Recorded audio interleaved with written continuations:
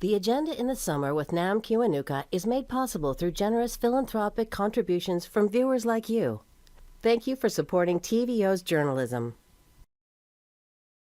Summer music festivals are back. So to celebrate all this July, the Agenda in the Summer revisits conversations with a diverse cast of musicians and music experts. Tonight, Steve Paikin's 2021 conversation with Alan Cross.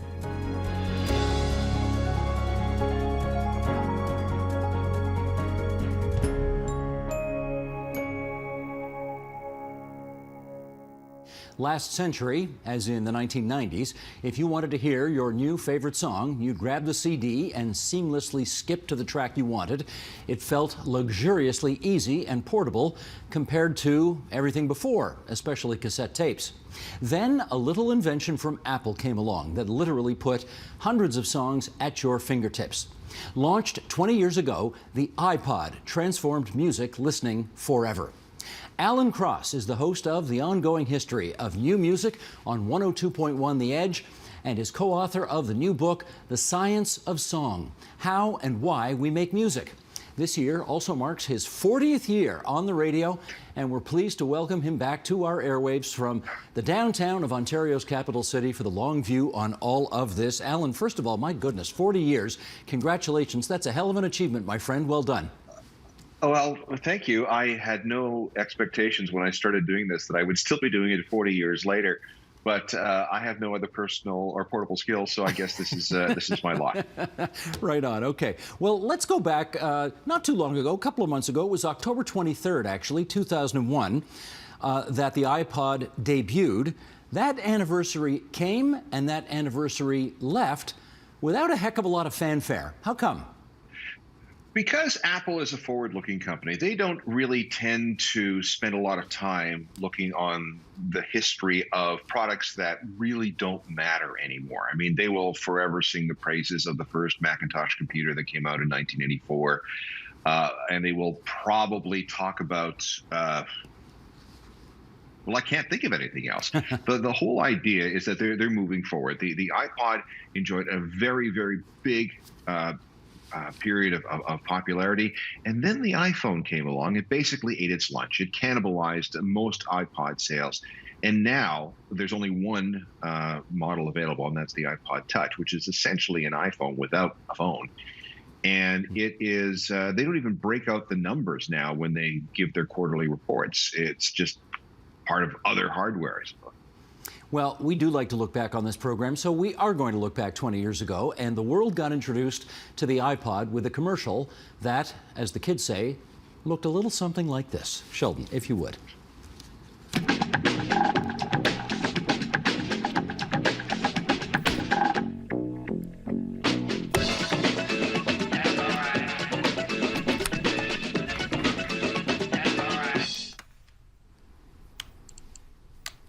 Now, that does bring back some sweet memories there. And let me ask you, they were not holding protests at the corner of Yonge and Bloor demanding this kind of product. So why did Apple launch it in the first place? Because they wanted to get first mover advantage in the marketplace beyond a couple of South Korean companies. Steve Jobs realized that Apple was in big, big trouble. He had come back to the company in the late 90s, pared down their product line, came out with the brand new, remember the multicolored iMacs that you just pulled out of the box and plugged in and they worked? He believed that the music was a big part of Apple's ecosystem and a part of their DNA. So he had seen a couple of portable MP3 players that had come out of South Korea that didn't do very well and were almost legislated out of existence because there was a very big concern that this was copyright infringement. The record labels really didn't like it. And what ended up happening is that those devices from the South Korean companies were made legal or declared legal based on a 1976 ruling against Disney and Universal, who sued Sony over something called the Betamax VCR. Anyway, so if we were ripping songs for personal use on these devices, it was no different than creating videotapes of programs that you may have missed. So Steve Jobs wanted to get a piece of this action. He honestly believed that music was the way forward. What we learned later that this device was called, codenamed the P38 Dulcimer. And it was not developed entirely in-house with Apple. They bought some existing hardware. They bought another company that had some of this hardware. But they pushed it all through in about 11 months. So from start to finish, the whole iPod thing happened in 11 months and came out in October 23rd, 2001.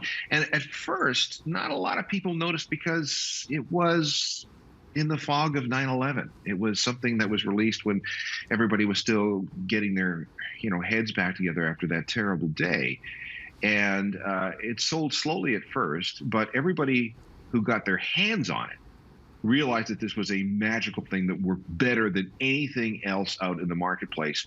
And it looked cool.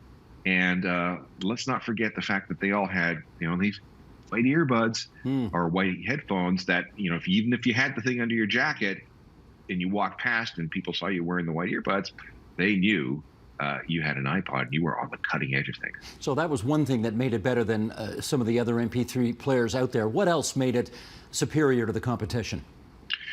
Well, it didn't skip because what Apple had done is gone to Hitachi and bought up their entire inventory of 1.8-inch hard drives, basically cornering the market on those tiny, tiny hard drives. And based using that hardware and a system of what's called nested menus with the software, the thing just worked really, really well. They also had iTunes, of course, which was at first just a CD ripping program. It worked seamlessly with the iPod using a technology called FireWire. So you could load up 1,000 songs in mere minutes, which I had a couple of really early MP3 players. And the quality of the audio was terrible because the capacity, the storage capacity was so low. And you could only get maybe 30 songs or 35 songs in a decent audio quality. The iPod comes along and you get 1,000 songs in your pocket and they all sound great. And the headphones also help too. The earbuds helped too because they also sounded very, very good. And it was so easy to use. It was intuitive. I remember playing with the first one. Somebody at work had bought one and it was like, whoa, this I got it in 10 seconds. That was how remarkable it was. Now, we have to remember that this is, after all, a gizmo. It is not the actual music. It is a way of playing the music. But of course, it was so revolutionary that it did change musical trends. How so? Well, here's the big one. And you can't talk about the iPod without talking about iTunes. iTunes was presented to the record industry by Steve Jobs at a time when everybody was dying because of file trading and piracy. And the record labels could not get together to do anything as a group because that would have violated antitrust rules. So they needed an outside person to come in to provide a storefront digital solution for selling music this way as a way of meeting customer demand and also as a way of combating privacy. So with iTunes, what you had originally was just something that would rip CDs. Then it became the store. And one of the things about the store was albums were deconstructed into their individual tracks. Not all of them at first, but most of them. So rather than buying an entire album for whatever the price might be, $10.99, $12.99, or so on, you could buy just the songs you wanted. And this was a really big deal because if you remember back to the late 1990s, the big criticism was we were getting albums with one or two good songs on it, and the rest was junk. At the same time, the recorded music industry was phasing out the single. So you couldn't just buy the one song that you wanted, as we had been doing since the dawn of recorded music.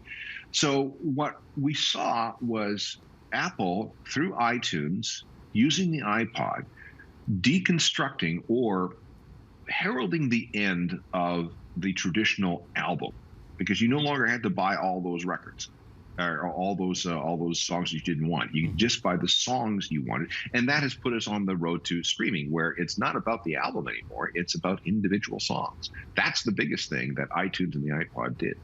I get that, and I guess that is a brave step forward for consumer choice, and obviously only paying for what you want.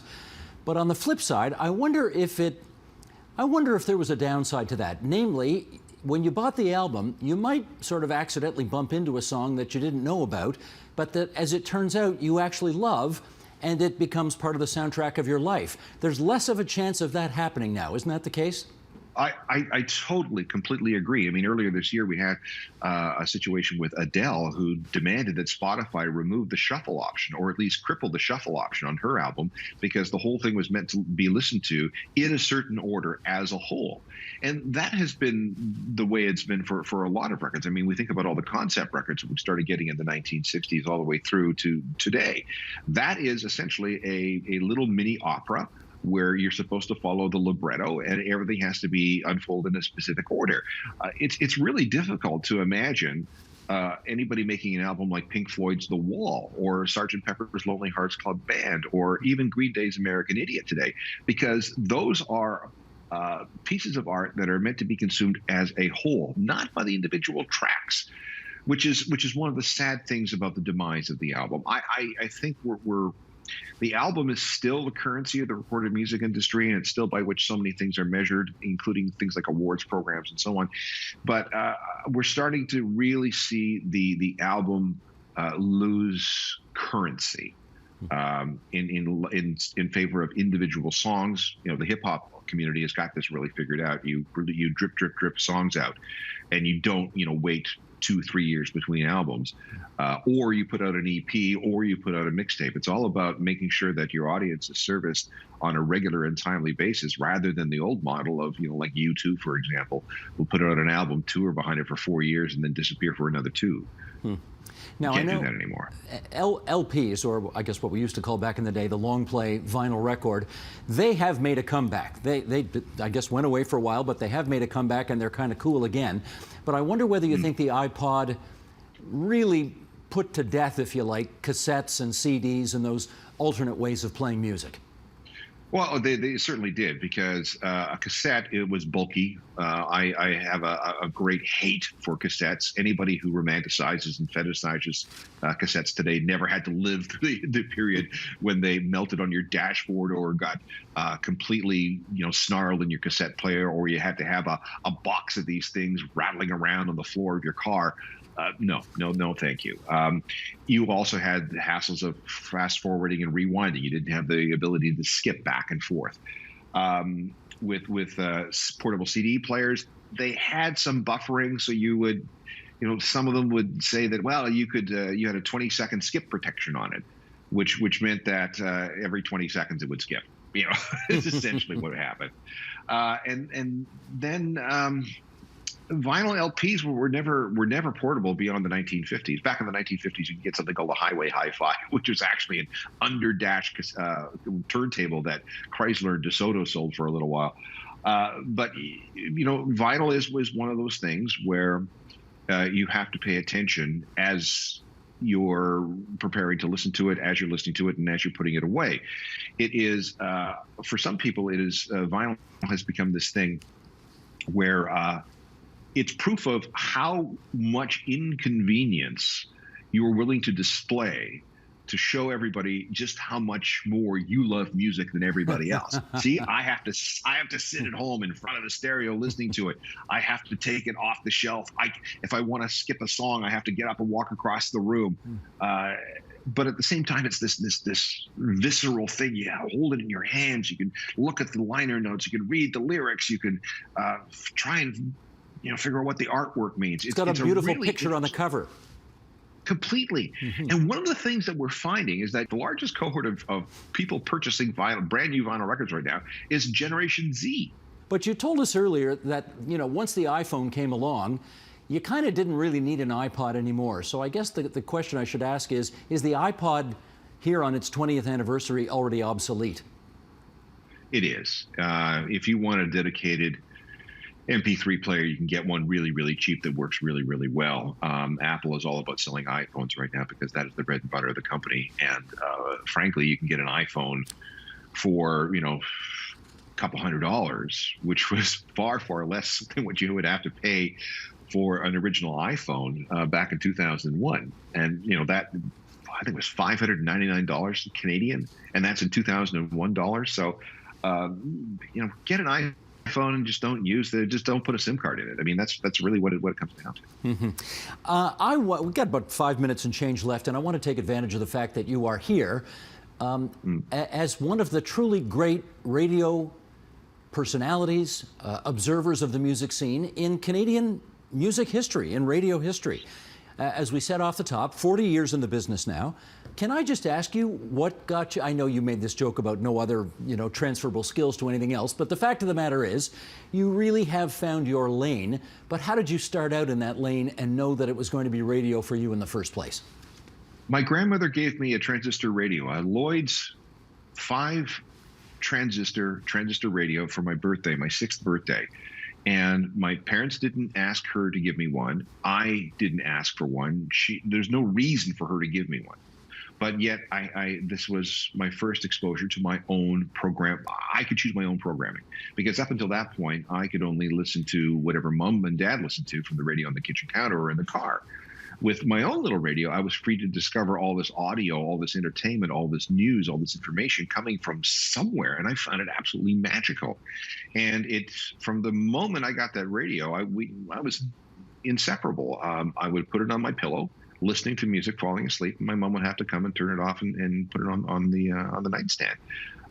That was really it. I decided that I wanted to do something that brought this weird connection from out of the ether to people. I would pester my dad. We would go tour radio stations. If somebody was doing a remote at a furniture store, I would insist that we stop and watch the guy do his live commercial. It just became something I had in mind from age 6. That's amazing. And I know it's called 102.1 The Edge today, but I guess when you got there, it was called CFNY, and it was the alternative voice of radio. How'd you end up there? I had a fight with my program director in Winnipeg. I decided that we weren't getting along, so I started blindly applying to radio stations across the country to get out of that particular position. And the last place I applied to with CFNY, and I didn't know much about the radio station. I didn't know much about the music. I just knew that it was near Toronto. I was based in Brampton at the time, and that I had to get out.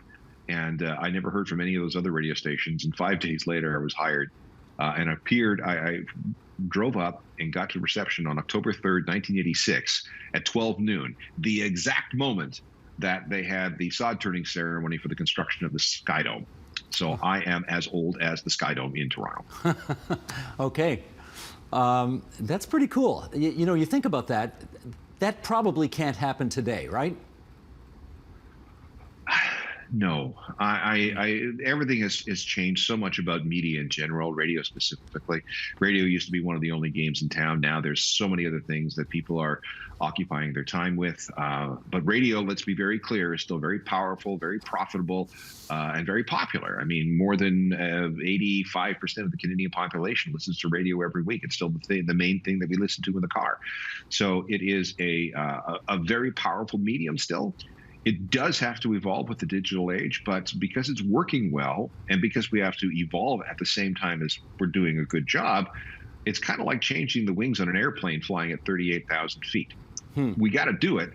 It's just going to be tricky. Yeah, let me get back to you. So in the 1980s, you get to CFNY. 1993, you create this show, The Ongoing History of New Music. What did you imagine the mission of that show to be when you created it? I didn't create it. I was forced to do it. We had new management at the time, and they were thinking about changing the radio station over to country. But then they realized that there was, these bands like Pearl Jam and Soundgarden and Nirvana and Red Hot Chili Peppers and so on. Okay, we're going to stick with this music, but we really need to educate the audience about what we're doing. So the best way to do that, and back in the day, we had to have all these regulation required programs called foreground music programming. The idea was that we're gonna create a 1-hour documentary that's going to explain to our new listeners and our old listeners what this music is all about.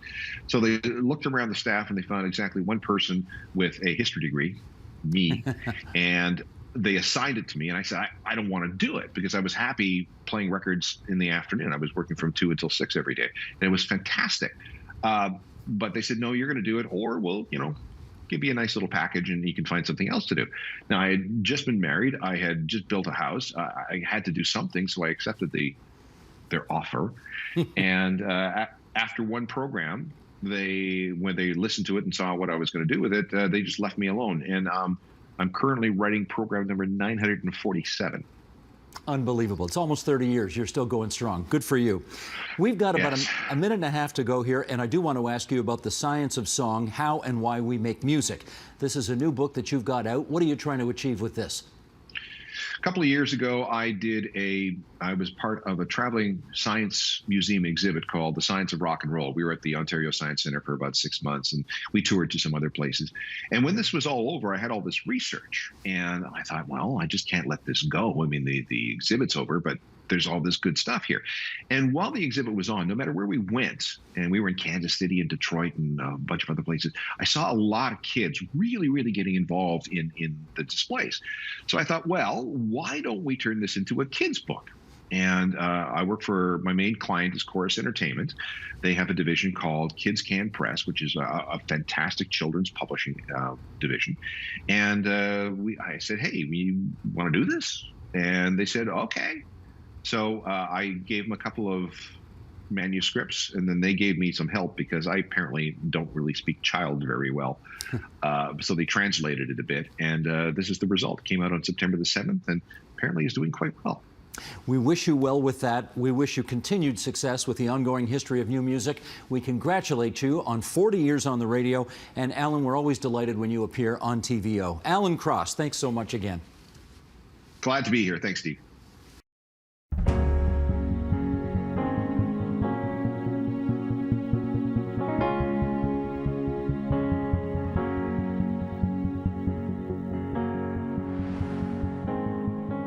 It's been 80 years since the first traditional-style comic book was published here in Canada.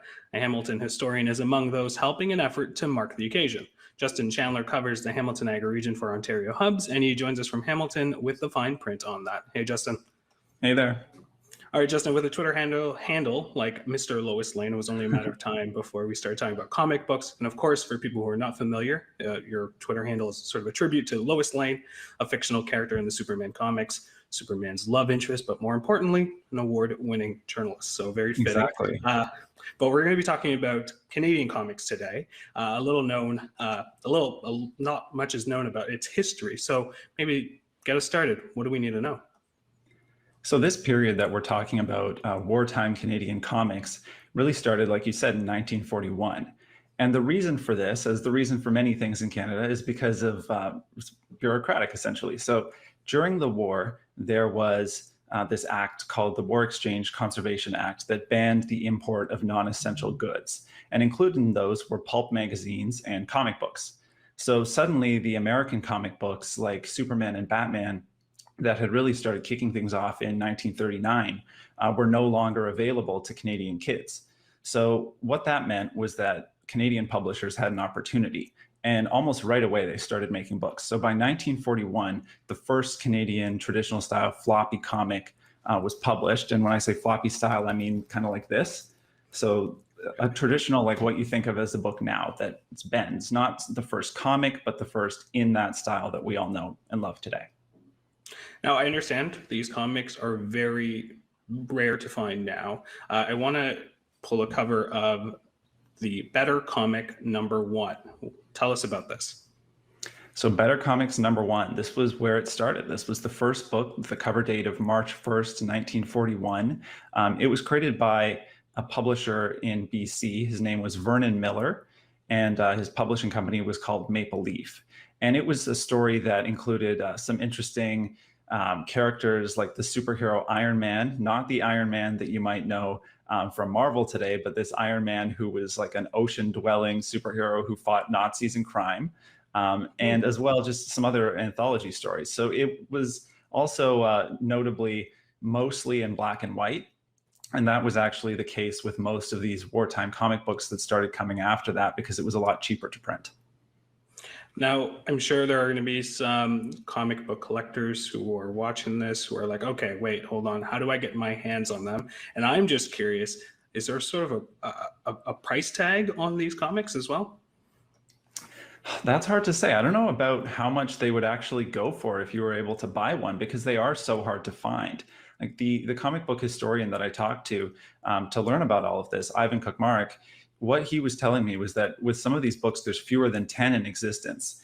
And because the industry came and went so fast, like after the war, when American books started coming in, all these Canadian publishers folded.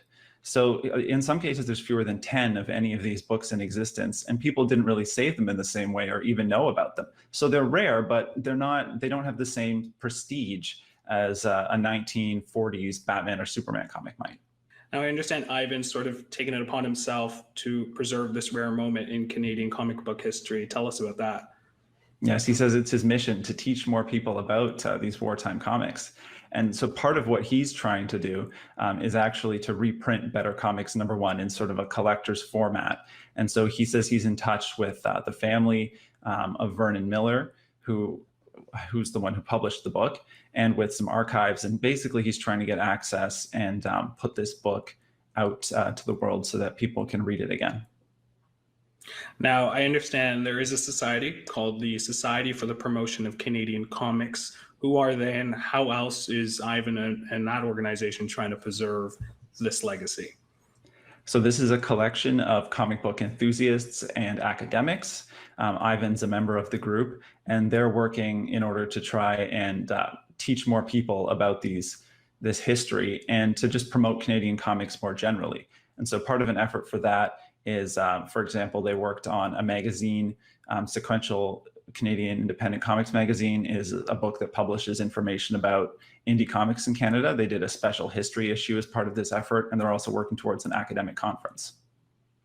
I do want to end off on this one question. Now, of course, we all know that Justin is pretty synonymous to comics. That's how I know you. But did you know about this Canadian history before, or is this also your mission to preserve this legacy as well?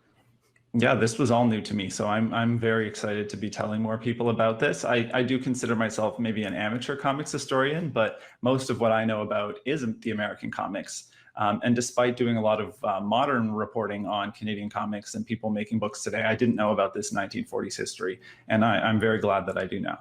Well, Justin, I want to thank you so much for that history on Canadian literacy and comics. Appreciate it. Thank you.